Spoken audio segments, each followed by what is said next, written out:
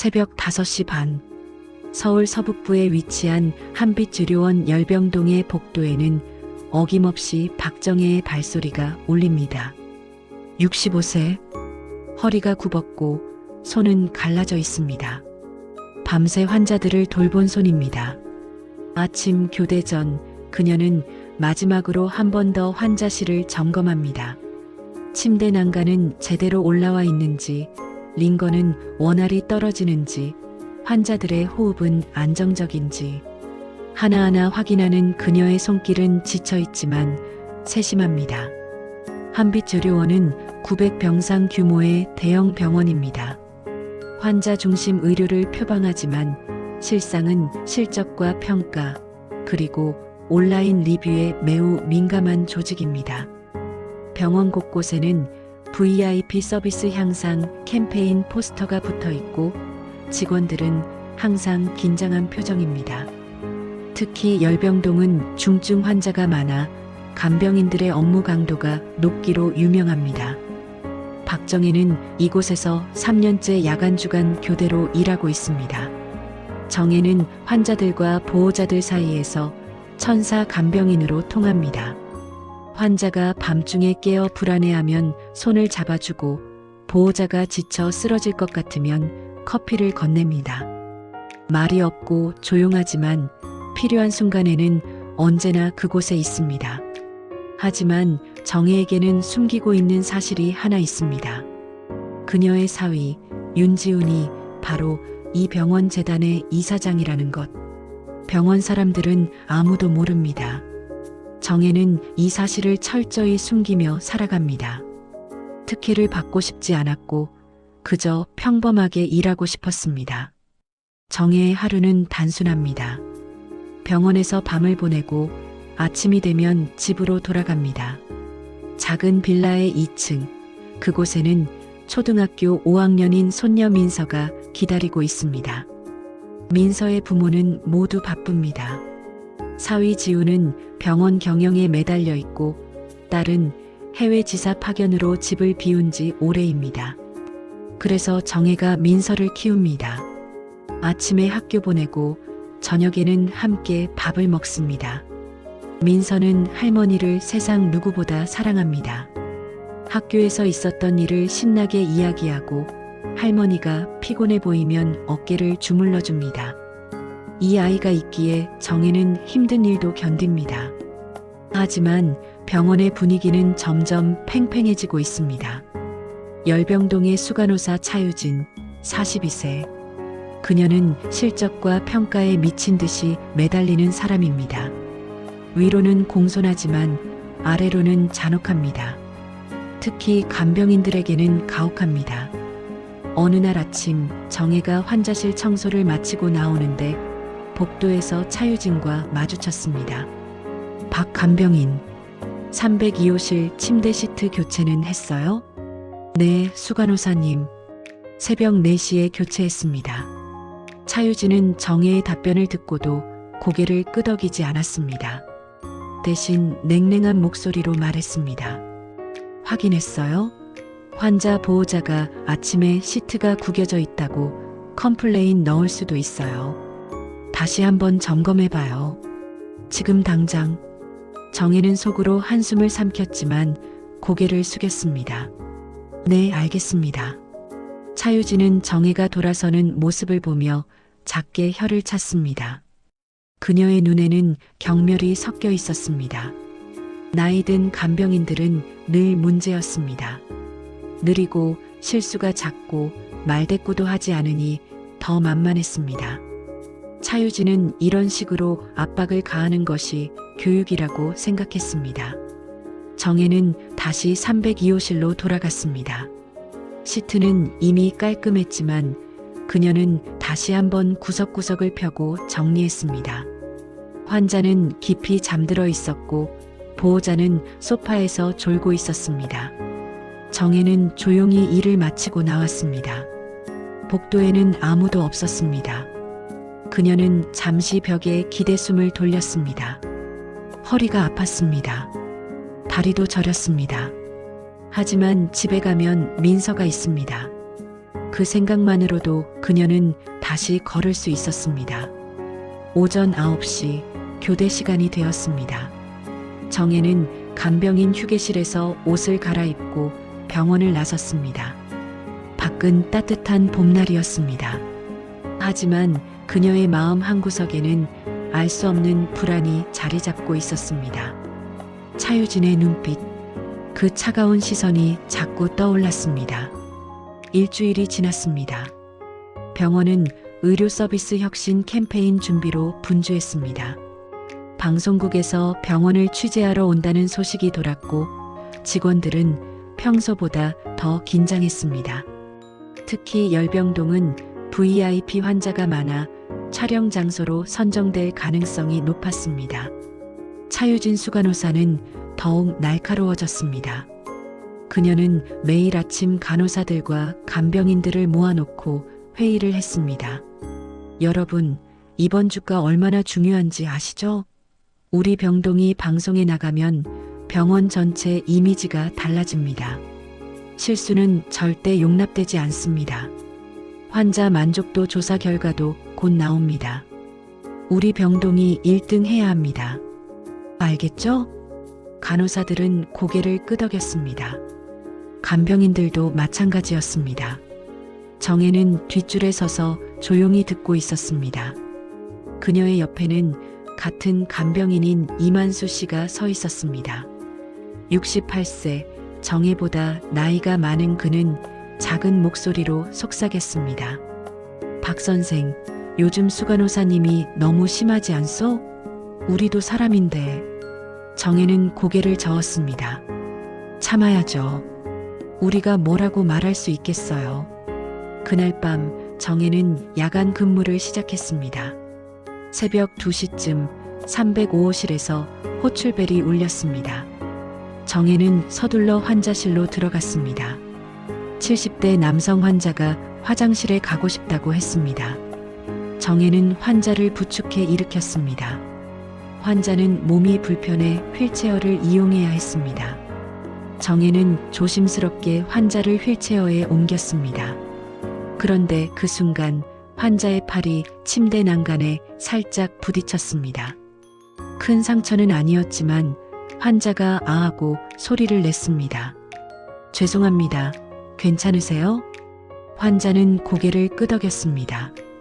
괜찮아요. 아무것도 아니에요. 하지만 옆 소파에서 자고 있던 보호자가 깼습니다. 40대 남성이었습니다. 그는 정혜를 날카롭게 쳐다봤습니다. 뭐 하는 거예요? 아버지 팔이 부딪혔잖아요. 죄송합니다. 제가 조심하지 못했습니다. 정혜는 깊이 고개를 숙였습니다. 보호자는 화가 난 듯 밖으로 나갔습니다. 그리고 간호사 스테이션으로 가서 항의했습니다. 당직 간호사는 곧바로 차유진 수간호사에게 연락했습니다. 차유진은 새벽임에도 불구하고 30분 만에 병원에 도착했습니다. 그녀는 먼저 보호자를 달랬습니다. 정말 죄송합니다. 제가 간병인을 제대로 교육하지 못했습니다. 환자분께 불편을 드려 죄송합니다. 보호자는 그제야 표정이 풀렸습니다. 차유진은 보호자를 돌려보낸 뒤 복도에서 정혜를 불렀습니다. 간호사 스테이션 앞 밤이지만 불은 환했습니다. 차유진은 팔짱을 끼고 정혜를 내려다봤습니다. 박 간병인, 이게 몇 번째예요? 환자 이송할 때 조심하라고 몇 번을 말했어요? 죄송합니다. 죄송하다고요? 그 말만 하면 되는 거예요? 보호자가 항의하면 병원 평가가 떨어져요. 그럼 우리 병동 전체가 피해를 보는 거예요. 당신 혼자 일하는 게 아니에요. 차유진의 목소리는 점점 커졌습니다. 밤 근무 중인 간호사들이 고개를 돌려 이쪽을 쳐다봤습니다. 정혜는 더 깊이 고개를 숙였습니다. 정말 죄송합니다. 다음부터 더 조심하겠습니다. 다음이 어디 있어요? 이번이 마지막이에요. 다음에 또 이런 일 생기면 근무평가 불량 처리하고 경고장 발부할 거예요. 알겠어요? 네, 알겠습니다. 차유진은 정혜를 한참 쳐다보다가 돌아섰습니다. 정혜는 그 자리에 서서 한동안 움직이지 못했습니다. 손이 떨렸습니다. 가슴이 답답했습니다. 하지만 울 수는 없었습니다. 그녀는 천천히 환자실로 돌아갔습니다. 환자는 다시 잠들어 있었고 보호자도 소파에 누워 있었습니다. 정혜는 조용히 의자에 앉아 긴 밤을 견뎠습니다. 다음 날 정혜는 인사팀으로부터 경고 통지를 받았습니다. 환자 안전 미준수라는 항목에 체크가 되어 있었고 근무 평가는 미흡으로 기록되었습니다. 정혜는 서류를 받아들고 한숨을 쉬었습니다. 이만수 씨가 다가와 물었습니다. 박 선생, 괜찮소? 수간호사님이 너무 심하게 하신 거 아니오? 괜찮아요. 제가 잘못한 거니까요. 정혜는 웃으려 했지만 웃음이 나오지 않았습니다. 그녀는 집으로 돌아갔습니다. 민서는 학교에서 돌아와 숙제를 하고 있었습니다. 정혜는 손녀의 머리를 쓰다듬었습니다. 민서야, 오늘 학교는 재미있었니? 응. 할머니, 나 오늘 미술 시간에 칭찬받았어. 선생님이 그림 잘 그렸다고 했어. 그래. 우리 민서 대단하네. 민서는 할머니를 올려다봤습니다. 할머니, 왜 피곤해 보여? 오늘 병원에서 힘든 일 있었어? 정혜는 고개를 저었습니다. 아니야. 할머니는 괜찮아. 우리 민서가 잘해서 할머니는 행복해. 하지만 정혜는 사위 지훈에게 이 일을 말할 수 없었습니다. 그에게 짐이 되고 싶지 않았습니다. 그저 조용히 일하고 손녀를 키우고 평범하게 살고 싶었습니다. 한 달이 흘렀습니다. 병원은 방송 촬영을 일주일 앞두고 극도로 긴장한 상태였습니다. 차유진 수간호사는 매일 직원들을 압박했습니다. 환자 만족도 설문조사 결과가 나왔는데 열병동이 2등을 했습니다. 차유진은 이를 받아들이지 못했습니다. 그녀는 회의에서 직원들을 질책했습니다. 2등이 뭐가 자랑이에요? 1등 아니면 의미 없어요. 여러분, 정신 차려요. 다음 주 촬영 때까지 완벽해야 합니다. 환자 응대, 청결 상태, 모든 게 완벽해야 한다고요. 간호사들은 숨죽였고 간병인들은 더욱 조심스러워졌습니다. 정혜는 이전보다 더 일찍 출근하고 더 늦게 퇴근했습니다. 실수하지 않으려고 모든 것을 두세 번씩 확인했습니다. 하지만 몸은 한계에 다다르고 있었습니다. 밤잠을 제대로 자지 못했고 허리 통증은 날로 심해졌습니다. 약을 먹어도 소용이 없었습니다. 어느 날 저녁 민서가 물었습니다. 할머니, 요즘 너무 힘들어 보여. 병원 그만두면 안 돼? 정혜는 손녀의 머리를 쓰다듬었습니다. 괜찮아, 민서야. 할머니는 일하는 게 좋아. 그리고 우리 민서 학원비도 벌어야지. 할머니, 나는 학원 안 다녀도 돼. 할머니가 건강한 게 더 중요해. 민서의 눈에 눈물이 맺혔습니다. 정혜는 손녀를 꼭 안아주었습니다. 우리 민서, 걱정 마. 할머니 튼튼해. 그날 밤 민서는 일기장에 썼습니다. 할머니가 병원에서 칭찬받으면 좋겠다. 내일 할머니한테 도시락 싸줘야지. 할머니가 좋아하는 김밥 만들어서 갖다 드려야지. 다음 날은 금요일이었습니다. 병원은 주말을 앞두고 더욱 분주했습니다. 차유진은 아침부터 신경이 곤두서 있었습니다. 전날 밤 환자 보호자로부터 항해 전화를 받았기 때문입니다. 간호사의 응대가 불친절했다는 내용이었습니다. 차유진은 해당 간호사를 불러 꾸짖었고 다른 직원들에게도 경고했습니다. 여러분, 정신 차려요. 환자 보호자 한 명이라도 불만을 표시하면 우리 병동 전체가 타격을 받습니다. 오늘 하루만이라도 제발 실수하지 마세요. 정혜는 그날 주간 근무였습니다. 오전 8시에 출근해 환자실을 점검했습니다. 모든 것이 정상이었습니다. 점심시간이 되자 병동은 잠시 한산해졌습니다. 정혜는 간병인 휴게실에서 간단히 김밥으로 식사를 했습니다. 이만수 씨가 옆에 앉아 말했습니다. 박 선생, 오늘따라 수간호사님 날이 선 것 같소? 조심하시오. 네, 알겠습니다. 오후 2시쯤 307호실에서 호출이 왔습니다. 정혜는 서둘러 환자실로 갔습니다. 80대 여성 환자가 물을 달라고 했습니다. 정혜는 물컵을 건네고 환자를 부축해 앉혔습니다. 환자는 천천히 물을 마셨습니다. 그때 옆에 있던 보호자가 말했습니다.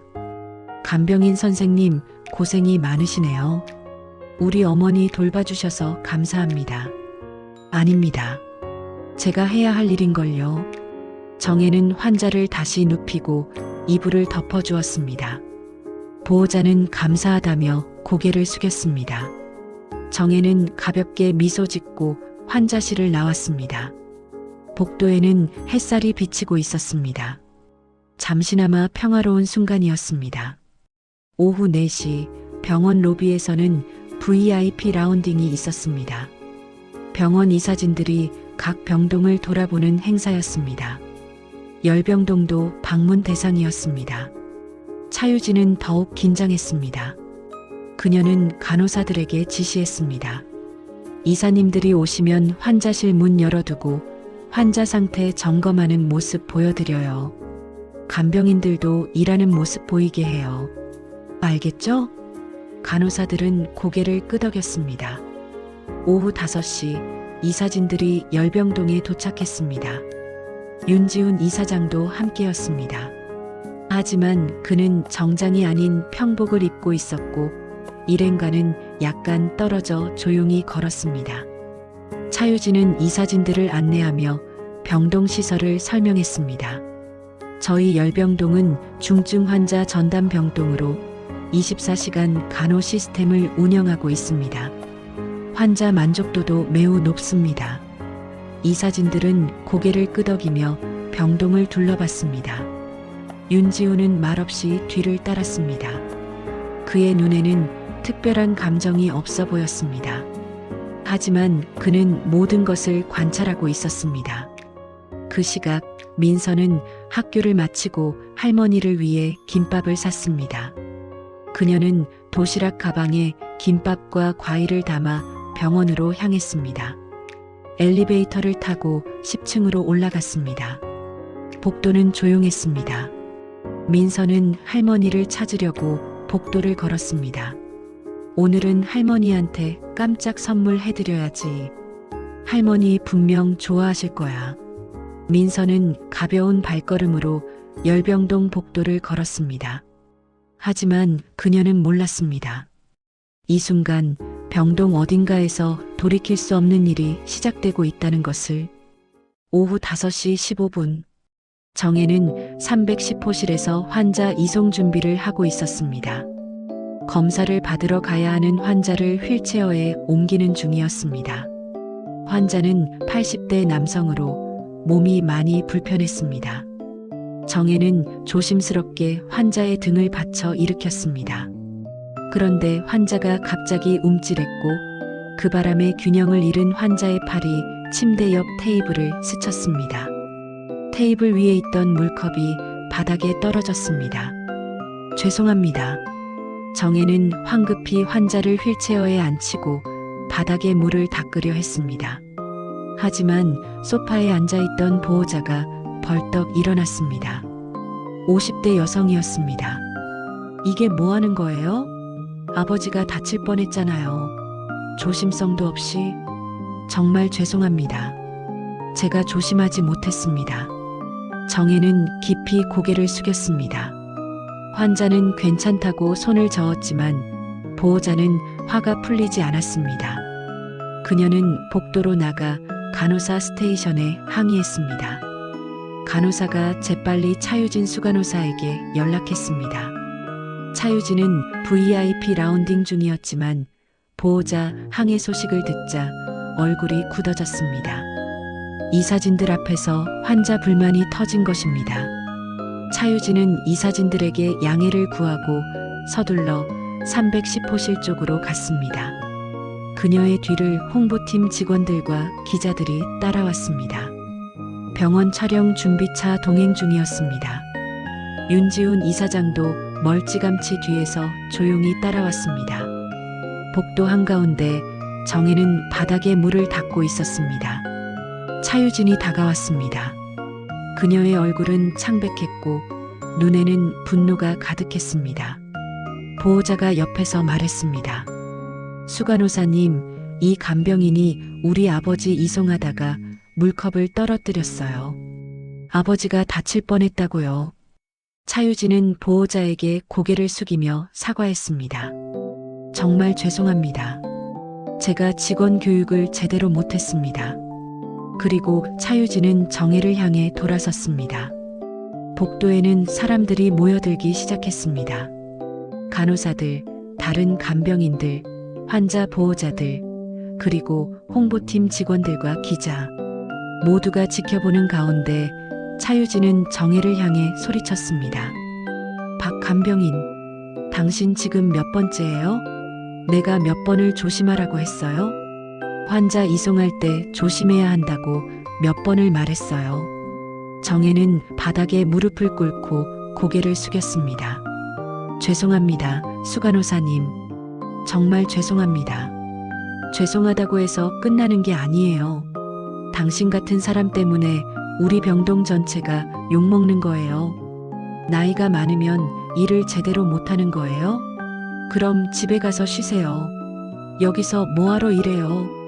차유진의 목소리는 복도 전체에 울려 퍼졌습니다. 주변 사람들은 숨죽였습니다. 아무도 말리지 않았습니다. 차유진은 계속해서 정혜를 질책했습니다. 당신 오늘로 끝이에요. 더 이상 우리 병동에서 일 못해요. 그 순간 차유진은 정혜의 뺨을 후려쳤습니다. 짧고 날카로운 소리가 복도에 울렸습니다. 정혜의 얼굴이 옆으로 돌아갔습니다. 그녀는 비틀거렸지만 넘어지지 않았습니다. 복도는 순간 정적에 휩싸였습니다. 누구도 예상하지 못한 일이었습니다. 정혜는 천천히 고개를 들었습니다. 그녀의 눈에는 눈물이 맺혀 있었습니다. 뺨은 빨갛게 부어올랐습니다. 하지만 그녀는 여전히 고개를 숙였습니다. 죄송합니다. 그때 복도 끝에서 엘리베이터 문이 열렸습니다. 민서였습니다. 도시락 가방을 든 민서는 복도로 들어섰고 그 장면을 목격했습니다. 할머니가 무릎 꿇고 있고 한 여자가 할머니를 때린 장면. 민서의 얼굴은 창백해졌습니다. 도시락 가방이 손에서 떨어졌습니다. 할머니? 민서의 목소리는 떨렸습니다. 정혜는 고개를 들어 손녀를 보았습니다. 그 순간 정혜의 얼굴에 공포와 수치심이 스쳤습니다. 민서가 이 장면을 봐서는 안 되는데. 하지만 이미 늦었습니다. 차유진은 민서를 보고는 당황한 표정을 지었습니다. 주변 사람들도 소란스러워졌습니다. 그때 복도 저편에서 윤지훈이 천천히 걸어왔습니다. 그는 평복을 입고 있었지만 그의 존재감은 무거웠습니다. 그는 민서 옆에 섰습니다. 민서는 이사장을 올려다보았습니다. 아빠. 윤지훈은 조용히 고개를 끄덕이고 정혜를 바라보았습니다. 그의 눈에는 복잡한 감정이 담겨 있었습니다. 차유진은 그제야 상황을 파악했습니다. 이사장이 왜 여기 있는지, 저 아이가 누구인지. 그녀의 얼굴은 새하얗게 변했습니다. 복도는 완전한 침묵에 휩싸였습니다. 정혜는 여전히 바닥에 무릎 꿇은 채였습니다. 민서는 울음을 참고 있었습니다. 윤지훈은 말없이 서 있었습니다. 그리고 차유진은 자신이 저지른 일의 무게를 느끼기 시작했습니다. 사건 직후 복도는 혼란에 빠졌습니다. 윤지훈 이사장은 조용히 정혜에게 다가가 그녀를 일으켜 세웠습니다. 정혜는 사위를 보지 못했습니다. 고개를 들 수 없었습니다. 윤지우는 조용히 말했습니다. 인권센터에 연락하세요. 지금 당장. 홍보팀 직원이 황급히 전화를 걸었습니다. 차유진은 그 자리에 굳어 있었습니다. 그녀는 이사장을 보았고 민서를 보았고 정혜를 보았습니다. 모든 것이 연결되었습니다. 이사장의 장모. 그녀가 때린 사람이 이사장의 장모였습니다. 차유진의 다리가 후들거렸습니다. 윤지우는 민서의 손을 잡고 조용히 말했습니다. 민서야, 할머니는 괜찮을 거야. 아빠가 있잖아. 민서는 눈물을 흘리며 고개를 끄덕였습니다. 윤지우는 정혜에게 말했습니다. 장모님, 먼저 쉬세요. 제가 처리하겠습니다. 정혜는 고개를 저었습니다. 지훈 씨, 괜찮아요. 이건 제 일이에요. 문제 만들고 싶지 않아요. 장모님, 이건 장모님만의 일이 아닙니다. 이건 병원 전체의 문제입니다. 윤지훈의 목소리는 단호했습니다. 그는 주변 직원들을 보며 말했습니다. 복도에 있던 모든 분들, 지금부터 인권센터에서 진술을 받을 겁니다. 목격하신 분들은 모두 협조해 주세요. CCTV 영상도 확보하세요. 직원들은 고개를 끄덕였습니다. 차유진은 그제야 입을 열었습니다. 이사장님, 제가 잘못했습니다. 하지만 환자 안전을 위해서였습니다. 윤지우는 그녀를 차갑게 바라보았습니다. 수간호사, 인권센터에서 진술하세요. 지금은 더 이상 말하지 마세요. 차유진은 더 이상 말하지 못했습니다. 그녀는 고개를 숙이고 복도를 떠났습니다. 다음 날 병원 인권센터에서 공식 조사가 시작되었습니다. 김태호 팀장이 조사를 맡았습니다. 처음에 그는 형식적으로 처리하려 했습니다. 하지만 이사장이 직접 지시한 사안이었고 목격자가 많았으며 CCTV에도 모든 것이 기록되어 있었습니다. 김태호는 진지하게 조사를 진행했습니다. 첫 번째 증인은 이만수 간병인이었습니다. 그는 떨리는 목소리로 진술했습니다. 박 선생이 평소에 얼마나 성실히 일하는지 압니다. 수간호사님이 너무 심하게 대했습니다. 박 선생은 항상 환자들을 잘 돌봤습니다. 실수는 누구나 할 수 있는 건데. 두 번째 증인은 간호사 김소연이었습니다. 그녀는 처음에는 말을 아꼈지만 결국 양심을 따랐습니다. 수간호사님은 평소에도 간병인들에게 심하게 대했습니다. 공개적으로 모욕하고 인격적으로 깎아내렸습니다. 저희도 보기 불편했지만 말릴 수 없었습니다. 수간호사님이 무서웠으니까요. 세 번째 증인은 환자 보호자들이었습니다. 그들은 정혜가 얼마나 헌신적인 간병인이었는지 증언했습니다. 박 간병인은 우리 아버지를 정말 잘 돌봐줬습니다. 밤에도 자지 않고 지켰습니다. 그런 분이 그렇게 대우받는 건 잘못된 거예요. 조사가 진행되는 동안 병원 내부에서는 사건을 덮으려는 움직임이 있었습니다. 일부 관리자들은 내부 문제로 조용히 처리하자고 주장했습니다. 하지만 윤지우는 단호했습니다. 이건 내부 문제가 아닙니다. 이건 인권 침해입니다. 우리 병원이 어떤 곳인지 보여줄 기회입니다. 제대로 조사하고 제대로 책임지게 하세요. 일주일 후 인권위원회가 열렸습니다. 정혜, 차유진, 목격자들, 그리고 이사진이 참석했습니다. 김태호 팀장이 조사 결과를 발표했습니다. 조사 결과 차유진 수간호사의 행위는 명백한 폭행입니다. CCTV에도 기록되어 있고 다수의 목격자가 있습니다. 또한 평소에도 간병인들에게 인격적 모욕을 가한 정황이 확인되었습니다. 이는 직장 내 괴롭힘에 해당합니다. 차유진은 고개를 숙이고 있었습니다. 김태호는 계속 말했습니다. 피해자 박정혜 씨는 3년간 성실히 근무해왔으며 환자와 보호자들로부터 좋은 평가를 받았습니다. 실수는 있었지만 이는 교육과 지도로 해결할 문제였습니다.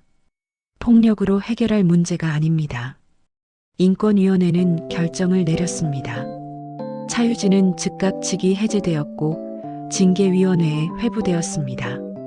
정혜에게는 공식 사과와 함께 휴가가 주어졌습니다. 병원은 전 직원을 대상으로 인권 교육을 실시하기로 했습니다. 회의가 끝나고 윤지우는 정혜를 따로 불렀습니다. 둘은 조용한 상담실에 앉았습니다. 윤지우는 조심스럽게 말했습니다. 장모님, 왜 말씀하지 않으셨어요? 정혜는 고개를 숙였습니다. 특혜 받고 싶지 않았어요.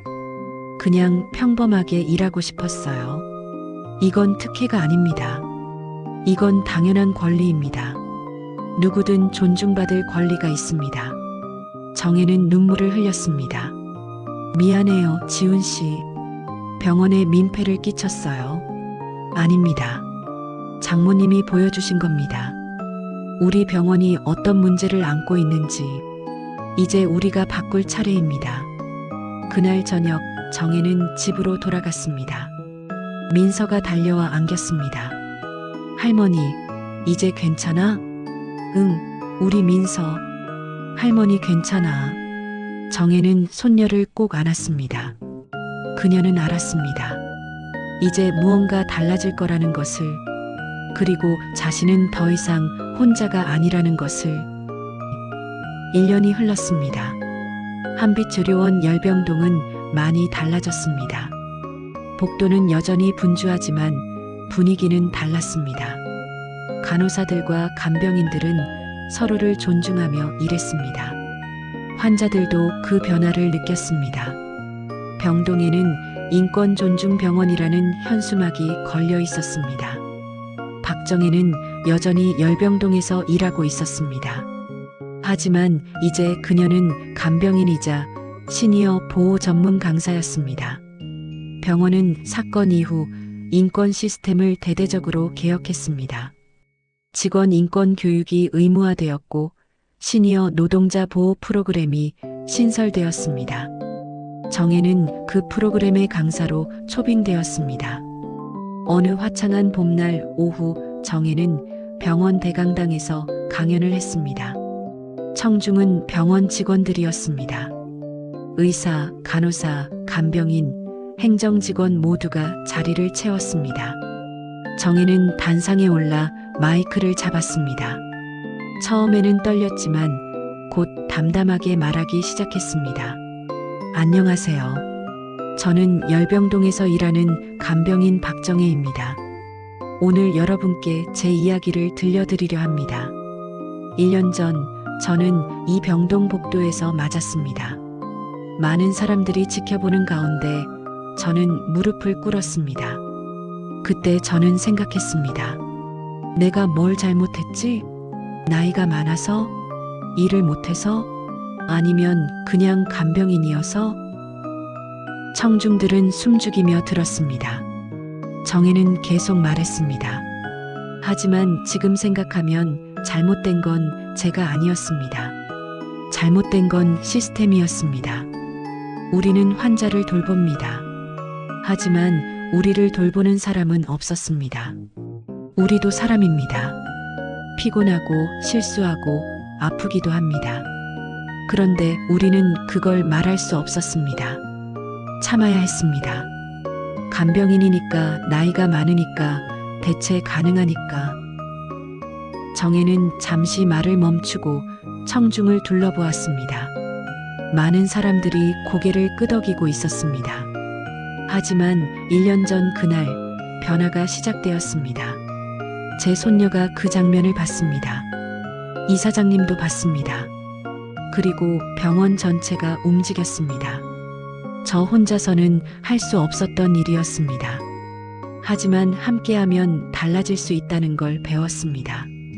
정혜는 깊이 숨을 들이쉬고 말했습니다. 인권이란 무엇일까요?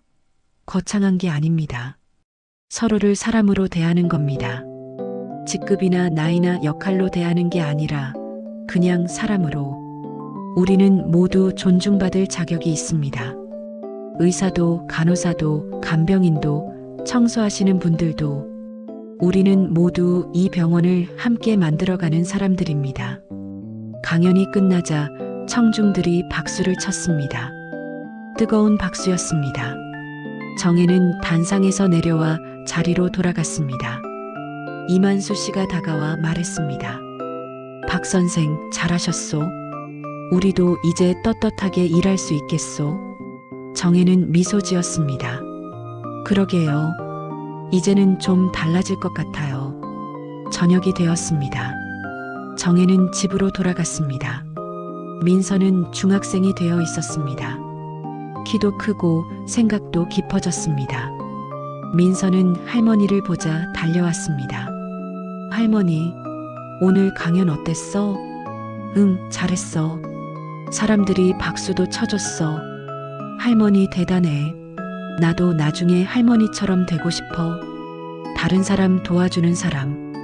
정혜는 손녀를 꼭 안아주었습니다. 민서야, 할머니가 배운 게 있어. 혼자서는 아무것도 못해. 하지만 함께하면 세상을 바꿀 수 있어. 그날 밤 정혜는 조용히 일기를 썼습니다. 오늘 강연을 했다. 떨렸지만 할 수 있었다. 1년 전 그날 나는 무너질 것 같았다. 하지만 민서가 있었고 지훈 씨가 있었고 동료들이 있었다. 그들이 나를 일으켜 세웠다. 이제 나도 누군가를 일으켜 세우고 싶다. 한편 차유진은 조용히 살고 있었습니다. 그녀는 병원을 떠났습니다. 처음에는 분노하고 원망했습니다. 하지만 시간이 지나면서 깨달았습니다. 자신이 얼마나 많은 사람들을 아프게 했는지, 실적과 평가에 매달리다가 정작 중요한 것을 잃었다는 것을.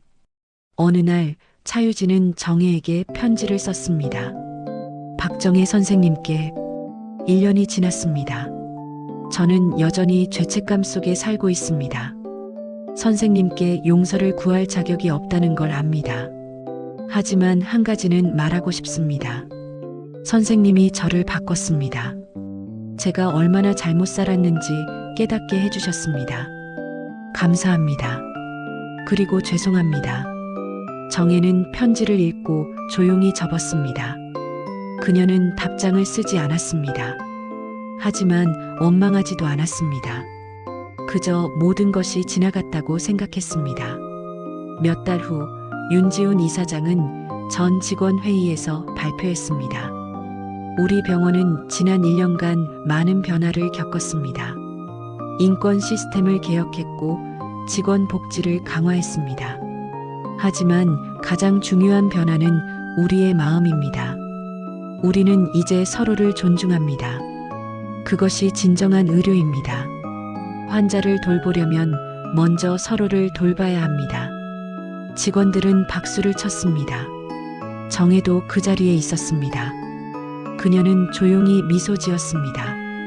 그날 저녁 정혜와 민서는 함께 산책을 나갔습니다.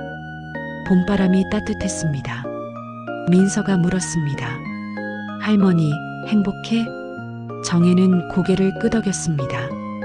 응, 행복해. 너랑 함께 있어서. 할머니는 용감해. 나도 할머니처럼 되고 싶어. 민서야, 용감한 건 혼자 싸우는 게 아니야. 함께 서는 거야. 옆 사람 손을 잡아주는 거야. 민서는 할머니의 손을 꼭 잡았습니다. 둘은 조용히 걸었습니다. 석양이 아름다웠습니다. 한빛의료원 열병동은 여전히 바빴습니다. 환자들은 오고 갔고 직원들은 일했습니다. 하지만 이제는 달랐습니다. 서로를 존중하고 서로를 돌봤습니다. 정혜는 여전히 간병인으로 일했습니다. 하지만 이제 그녀는 당당했습니다. 더 이상 고개를 숙이지 않았습니다. 어느 날 새로 들어온 젊은 간병인이 정혜에게 물었습니다. 선배님, 이 일하면서 힘든 적 없으세요? 정혜는 미소 지으며 대답했습니다. 힘들지. 하지만 우리는 혼자가 아니야. 서로 있잖아. 그리고 기억해. 우리도 존중받을 자격이 있어. 우리도 소중한 사람들이야. 젊은 간병인은 고개를 끄덕였습니다. 정혜는 그의 어깨를 토닥였습니다. 괜찮아. 우리 함께하면 돼. 품이란 누구에게나 지켜져야 할 최소한의 보호막입니다. 그것이 무너지는 순간 우리는 모두 무너집니다. 하지만 함께 서면 다시 세울 수 있습니다. 그것이 인권의 의미입니다.